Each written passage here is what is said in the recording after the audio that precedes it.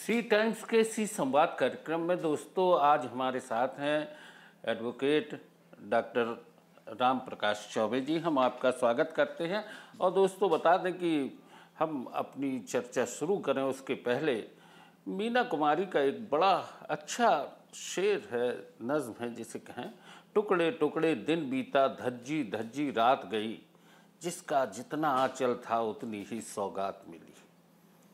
अब ये सौगात मिली, राजनीति में जब बात करते हैं तो जगदीप धनखड़ जी का नाम आ जाता है। उपराष्ट्रपति थे, उनको जो सौगातें मिली वो पश्चिम बंगाल में भी उन्होंने अपना जो उनको दायित्व मिले थे उसको निभाया, राजनीति में भी निभाया और बतौर उपराष्ट्रपति उन्होंने अपना काम भी किया। 21 जून को मानसून सत्र जैसे ही शुरू हुआ, अचानक से सॉरी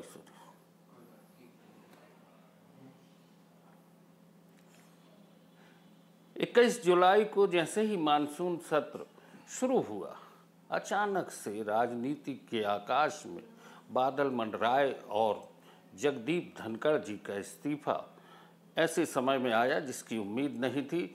हालांकि उन्होंने उसका कारण भी दिया, स्वास्थ्य संबंधी कारण से ये इस्तीफा उन्होंने दिया है और वो इतनी जल्दी में स्वीकृत भी हो गया और फिर विपक्ष को बहुत सारे सवाल मिल गए। आज ऐसे ही सवालों के गलियारों से होते हुए हम चर्चा करेंगे चौबे जी से, जो कि कानून के जानकार हैं, संविधान के भी बहुत अच्छे ज्ञाता हैं। चौबे जी, हम आपका स्वागत करते हैं इस चर्चा में। और लब्बू लो, आप जिस तरीके का हमने आपको बताया कि धनखड़ जी का इस्तीफा एक बड़ा संवाद का विषय बन चुका है, आपको क्या लगता है? सबसे पहले तो आपका बहुत बहुत धन्यवाद सर, आपने हमें इस विषय पर अपने विचार रखने के लिए आमंत्रित किया। मैं किसी प्रश्न का जवाब दूं उसके पहले मैं एक बात को स्पष्ट कर देता हूं कि मैं कोई राजनीतिक व्यक्ति नहीं हूं, इसीलिए राजनीतिक इसका क्या पहलू है इस पर तो विशेष मेरा व्यू नहीं है। लेकिन चूंकि मैं विधि का विद्यार्थी हूँ, कानून को पढ़ता हूँ, थोड़ी बहुत समझ रखता हूँ, तो उस दृष्टि से मेरा ये मानना है कि चूंकि माननीय पूर्व उपराष्ट्रपति महोदय ने जिन तथ्यों के आधार पर या जो बात कह कर के उन्होंने इस्तीफा दिया वही सही है। और हमको उस इतने बड़े पद, जिस पद पर वो थे, उस पद की गरिमा को देखते हुए उनके द्वारा जो अपने रेजिग्नेशन में जो उन्होंने जो अपने त्याग पत्र में जिन कारणों का उल्लेख किया उसको ही सच मान लेना चाहिए, ऐसा मेरा मानना है। जस्टिस वर्मा वाला मुद्दा आता है, उनको लेके महाभियोग जिस तरीके से लाया जा रहा था उसको उन्होंने एक्सेप्ट किया संवैधानिक स्तर पर। आपको क्या लगता है कि राज्यसभा में सबसे पहले आ गया और उन्होंने स्वीकार कर लिया जी, तो जस्टिस वर्मा का मुद्दा क्या इतना गंभीर मुद्दा हो सकता है कि एक देश का उपराष्ट्रपति इस्तीफा दे? देखिए सर, क्या है, ये तो माननीय उपराष्ट्रपति महोदय का, चूंकि वो राज्यसभा के पदेन सभापति होते हैं, अगर हम देखेंगे आर्टिकल 64 में उपराष्ट्रपति महोदय जो है वो राज्यसभा के पदेन सभापति होते हैं। पदेन सभापति मतलब ये होता है कि जो भी उपराष्ट्रपति होगा वो राज्यसभा का सभापति होगा। और राज्यसभा जो उच्च न्यायालय के न्यायाधिपति महोदय हैं, उनके जो एक तो गलत शब्द का इस्तेमाल बहुत दिनों से किया जा रहा है, पेपर में भी और आम चर्चा में भी, और इवन बड़ा दुर्भाग्य है कि बड़े बड़े पेपर वाले इसको लिख रहे हैं कि महाभियोग की प्रक्रिया से उच्च न्यायालय या उच्चतम न्यायालय के न्यायाधीश को नहीं हटाया जाता। मैं पहली बात आपको स्पष्ट कर दूं, वो प्रक्रिया, महाभियोग की जो प्रक्रिया है, उस प्रक्रिया से सिर्फ और सिर्फ भारत के राष्ट्रपति को हटाया जाता है, जो आर्टिकल 61 में दी गई है। लेकिन ये संविधान की समझ ना कहो या जो प्रचलन में शब्द हो गए, एक प्रोसीजर है जो उच्च न्यायालय के न्यायाधीश को हटाए जाने के लिए संविधान में दिया गया है, लेकिन उस प्रक्रिया को जो है महाभियोग नहीं कहते हैं। ये बात सबसे तो पहले उसको क्या कहते हैं? उस एक प्रक्रिया है सर कि दोनों में से किसी भी सदन में उसको लाया जा सकता है और अगर बहुमत से राज्यसभा में पास हो जाएगा उसके बाद लोकसभा भेजा जाएगा और लोकसभा में अगर वो बहुमत से पास हो जाता है तो उसके बाद जो है ये माना जाएगा कि उच्च न्यायालय का न्यायाधीश पद से हटा दिया गया, ये समझा जाएगा। लेकिन जो महाभियोग की प्रक्रिया है, मैं सर आपके चैनल के माध्यम से सबको ये बता देता हूं कि सबसे पहले महाभियोग की प्रक्रिया है क्या। और एक सबसे बड़ी बात है कि महाभियोग की प्रक्रिया सिर्फ राष्ट्रपति के लिए है, इसके अलावा किसी के लिए नहीं। आर्टिकल 61 में जो है महाभियोग की प्रक्रिया दी गई है। मतलब पहले जो है राज्यसभा में या लोकसभा में किसी में लाया जाएगा, अगर वो 1/3 पहले मतलब जो है मेंबर के सिग्नेचर होगा, प्रस्ताव लाया जाएगा, फिर उसके बाद उस पर चर्चा होगी, 14 दिन का नोटिस दिया जाएगा। उसके बाद अगर 1/3 मेजॉरिटी से वो प्रस्ताव पास हो जाता है, उसके बाद वो लोकसभा भेजा जाएगा, और लोकसभा में भी अगर पास हो जाता है तो उसके बाद जब है राष्ट्रपति को पद से हटाया जा सकता है। लेकिन एक चीज और है, आप राष्ट्रपति का जो महाभियोग है उसमें उपस्थित, इसमें आप देखेंगे हाई कोर्ट का जज या सुप्रीम कोर्ट के जज को हटाए जाने की जो प्रक्रिया है उसमें है उपस्थित और मत देने वाले सदस्य। लेकिन जो राष्ट्रपति की जो हटाए जाने की प्रक्रिया है उसमें टोटल मेंबर्स, जितने मेंबर हैं उनका उनके बहुमत के आधार पर होना चाहिए। लेकिन एक चूंकि ये प्रचलन में चला, इवन मैं तो बड़े आश्चर्य में हूं कि इतना बड़े बड़े पेपर जो हैं वो भी उसको महाभियोग की प्रक्रिया लिख रहे हैं, जबकि जो संविधान की बुक है या संविधान की जो किताब है उसमें कहीं पर भी महाभियोग का जिक्र नहीं है। और being a student of law मैं ये कह सकता हूं कि प्रक्रिया जो राष्ट्रपति को हटाए जाने के लिए की जाती है वो महाभियोग की प्रक्रिया है।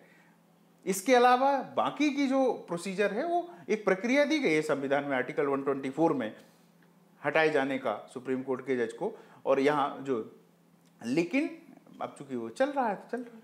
बहरहाल ये एक मुद्दा अलग हो जाता है कि महाभियोग क्या है। लेकिन अब जो सवाल आता है कि सभापति की गैर मौजूदगी और उसके बाद उपसभापति को उनके दायित्व सौंपा जाना, तो क्या अब आगे की जो कार्रवाई है, जिस तरीके से देखा जाए लोकतंत्रात्मक देश की स्थिति में राज्यसभा की जो कार्रवाई है उसमें क्या हरिवंश नारायण सिंह कोई निर्णय लेने की स्थिति में है? देखिए, जो कि संवैधानिक व्यवस्था है सर, ये संवैधानिक संकट है कहना चाहिए, क्योंकि अभी देश आज़ादी के इतिहास में, इस भारत देश के इतिहास में पहली बार ये हुआ कि किसी भी उपराष्ट्रपति ने रिजाइन किया है। उपराष्ट्रपति भारत के संविधान में कहीं पर भी ये प्रोविजन नहीं है कि अगर जैसे राष्ट्रपति अगर पद से हट जाते हैं, रिजाइन करते हैं या उनकी आकस्मिक डेथ हो जाती है, तब उपराष्ट्रपति राष्ट्रपति के रूप में दायित्वों का निर्वहन कर सकते हैं। और उपराष्ट्रपति भी नहीं है तो फिर चीफ जस्टिस ऑफ इंडिया, और ऐसा हुआ भी है, बीबी गिरी और बीडी जत्ती साहब ने ये दायित्व का निर्वहन किया था। लेकिन उपराष्ट्रपति पद पर नहीं रहे तो कौन पद को संभालेगा उपराष्ट्रपति का, इस संदर्भ में संविधान मौन है। क्योंकि पहली बार ये बात हुई है, पहली बार ये संकट आया है। लेकिन ये जरूर है कि अब चूंकि मानसून सत्र चल रहा है तो अगर देखिए दो चीजें हैं, अगर सभापति अनुपस्थित है तो उपसभापति सभापति के दायित्वों का निर्वहन करेगा। लेकिन एज अ उपराष्ट्रपति की अगर हम बात करें तो इस संदर्भ में तो संविधान में कोई भी प्रोविजन नहीं है कि अब उपराष्ट्रपति का पद कौन संभालेगा। मुझे लगता है, जैसा मेरे जो ज्ञान है या जो मेरे को थोड़ी सी जानकारी है, उस आधार पर निर्वाचन आयोग ने अपना काम शुरू कर दिया है और मुझे लगता है कि बहुत जल्दी जो है राष्ट्रपति के चुनाव की घोषणा जैसी प्रक्रिया शुरू हो रही है कि अधिसूचना जारी होगी और 3 माह के भीतर उपराष्ट्रपति का चयन भी हो जाएगा। लेकिन जो बात आपने कही ये एक संवैधानिक संकट की जी बिल्कुल है। राज्यसभा में अब जो भी प्रस्ताव आएंगे, जो भी निर्णय होंगे, वो कौन करेगा, ये एक बड़ा सवाल है। नहीं, वो तो आपका जो उपसभापति है वो एज सभापति के रूप में कार्य करेंगे और उनके निर्देशन पर अब सदन चलेगा। ये व्यवस्था है कि अगर सभापति अनुपस्थित है तो सभापति जो है सभापति के रूप में कार्य करेंगे। ये तो संवैधानिक व्यवस्था हमारे देश के संविधान में दी गई है। लेकिन उपराष्ट्रपति अगर नहीं है तो उपराष्ट्रपति का दायित्व तो कौन संभालेगा, ये हमारे देश में या संविधान में व्यवस्था इसकी नहीं है। ये एक बड़ा सवाल आता है कि उपराष्ट्रपति अगर नहीं है तो उसकी जिम्मेदारी कौन लेगा। राष्ट्रपति की जिम्मेवारी तो उपराष्ट्रपति लेते हैं जब भी ऐसी कोई स्थिति विषम बनती है। बहरहाल संवैधानिक संकट सारी स्थितियों के बाद भी अब हम आपसे बात करते हैं जस्टिस वर्मा के मुद्दे पे। जस्टिस वर्मा का मामला और श्रीधरन, जस्टिस श्रीधरन का मामला, ये दो मामले एकदम से सुर्खियों में आ गए और राज्यसभा की पहले ही मानसून सत्र में ये दोनों मुद्दे सामने हैं जी। तो क्या अब लग रहा है कि क्या स्थितियां देखिए, जो आपका जस्टिस वर्मा का जो मामला है वो उस पर तो कार्यवाही होगी सर। उस पर तो केंद्र सरकार जो प्रस्ताव लोकसभा में लाना चाह रही थी, जो जानकारी है विपक्ष ने राज्यसभा में ले आए, तो जस्टिस वर्मा को हटाए जाने के लिए तो केंद्र सरकार भी प्रस्ताव लाएगी और जस्टिस वर्मा को हटाया जाएगा और हटना भी चाहिए। देखिए, देश काल और परिस्थितियों की अगर बात करें, आज की डेट में या आज के समय में अगर कोई भी संवैधानिक संस्था है जिस पर लोगों का विश्वास है तो न्यायालय है। और बड़े दुख के साथ और बड़ी चिंता के साथ मैं ये बात कहना चाहता हूँ कि जस्टिस वर्मा ने इस विश्वास को कलंकित करने में कोई कसर नहीं छोड़ी। सरकार और इस देश की व्यवस्था इतना तो पैसा देती है कि उन्हें फिर किसी दूसरे चीज़ की ज़रूरत नहीं होती। हालांकि उन्होंने कहा है कि उनका पैसा नहीं है, ये उनके बंगले के बाहर जो सर्वेंट क्वार्टर है वहाँ से निकला। बहरहाल वो जांच का विषय है, जांच कमेटी की रिपोर्ट का एक मुद्दा भी सामने आता है। चौबे जी, जो हमारी चर्चा थी जिस तरह से संवैधानिक संकट पर फिर हम आते हैं, 3 माह के भीतर ये व्यवस्थाएं भी, चुनाव होंगे, नए चुनाव में फिर से व्यवस्थाएं आएंगी।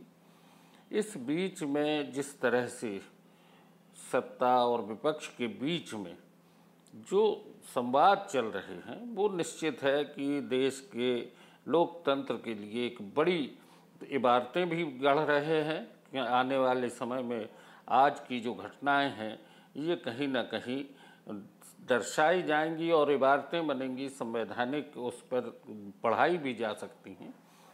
लेकिन हमारे देश की व्यवस्थाओं में उपराष्ट्रपति की जो भूमिका होती है और राज्यसभा में वो कितनी महत्वपूर्ण होती है? देखिए, उपराष्ट्रपति जो है डॉक्टर भीमराव अम्बेडकर जो हमारे संविधान के ड्राफ्टिंग कमेटी के चेयरमैन थे, उन्होंने एक वक्तव्य में ये कहा था कि उपराष्ट्रपति जो है का जो पद है वो इस लोकतंत्र की पृष्ठभूमि को मजबूत करता है। और देखिए सर, कोई भी संस्था हो, चाहे राष्ट्रपति हो, चाहे उपराष्ट्रपति हो, चाहे प्रधानमंत्री हो, चाहे मुख्यमंत्री हो, चाहे आपका, देखिए हमारा देश बड़ा सुंदर है सर और इसकी जो संवैधानिक व्यवस्था है वो बड़ी सुंदर है। जब भी कभी किसी भी इंस्टीट्यूशन को आप प्रभावित करेंगे तो कहीं ना कहीं लोगों का विश्वास उन संस्थाओं से प्रभावित होगा। देखिए, मैं कुछ भी कहूँ या कोई कुछ भी कहे, लेकिन कहीं ना कहीं आदरणीय धनखड़ साहब की जो रिजिग्नेशन है, जो त्यागपत्र है, उसने लोगों को सत्ता की निरंकुशवादिता की तरफ एक बार सोचने के लिए तो मजबूर किया है। भाई, जो धनखड़ जी लगातार पहले बोल चुके हैं कि मैं 2027 तक अपना पूरा कार्यकाल करूंगा, बीमार हूँ, ये बात कुमायूं के उसमें इंस्टीट्यूट में जहाँ वो लेक्चर दे रहे थे उसके बाद वो कुछ अस्वस्थ हुए थे, भर्ती भी हुए, उसके बाद वो लगातार अपने स्वस्थ थे। जिस दिन 21 जुलाई को जब मानसून सत्र शुरू होना था उसके पहले भी वो बड़े सक्रिय थे।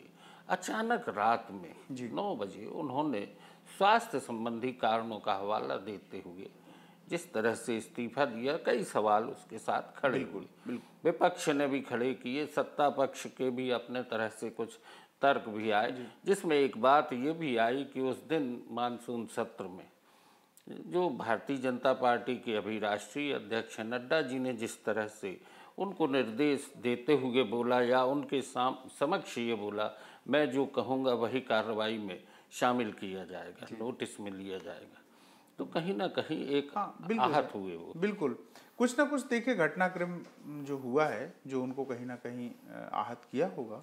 लेकिन मैंने सर जैसे अपने शुरुआती उद्बोधन में आपसे कहा था कि देश के उपराष्ट्रपति का पद बहुत बड़ा पद है और विधि का छात्र होने की हैसियत से और आदरणीय पत्रकार होने की हैसियत से हम दोनों का कहीं ना कहीं ये दायित्व है कि हमें कम से कम इस पद की गरिमा को सुरक्षित करना चाहिए और हमें ये सुनिश्चित भी करना चाहिए और हमें ये मान भी लेना चाहिए कि जिन कारणों के आधार पर आदरणीय धनखड़ जी ने रिजाइन किया है वही कारण सही है। अगर कोई और कारण होंगे तो भविष्य में वो हम सब लोगों की नज़र में आएंगे। इतने बड़े पद को हमें बहुत ज़्यादा चर्चा का विषय जो है नहीं बनाना चाहिए, ऐसा मेरा मानना है। चौबे जी, मैं इस बारे में आपको रोकना चाहूँगा। चूँकि ये लोकतंत्र है और हमारा देश लोकतंत्र की पूरी उससे निभाता है, अपने आप को जोड़ता है।